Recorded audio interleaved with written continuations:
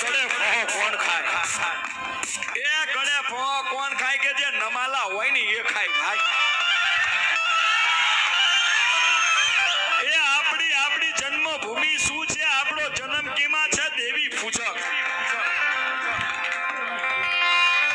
આપણો જે જન્મભૂમિ હોમે છે દેવી પૂજક. આપણે આપણા નામથી દેવીઓ ઓળખાય છે કે મારો દેવી પૂજક કદા હાકલો મારે ને એ મારો દેવીઓને હાજર થઈ જવું પડે ભાઈ.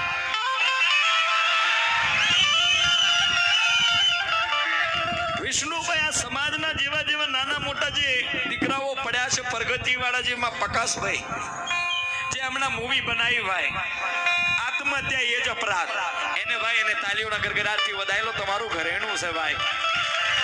અને હું તો ક્યાંય નહીં મૂકું એને કે જે 1000 પબ્લિક હોય 2000 પબ્લિક. મારા પાટણમાં ઘણી બધી પબ્લિક હતી.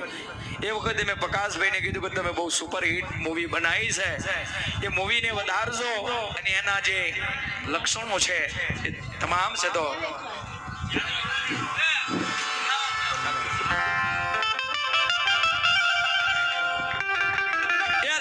કોણ ખાય? મેં હમણાં બોલ્યો ને ભાઈ, એ ફોહો કોણ ખાય?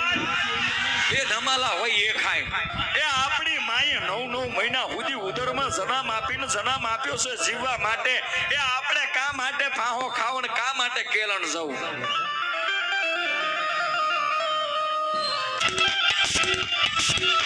ધન્યવાદ છે.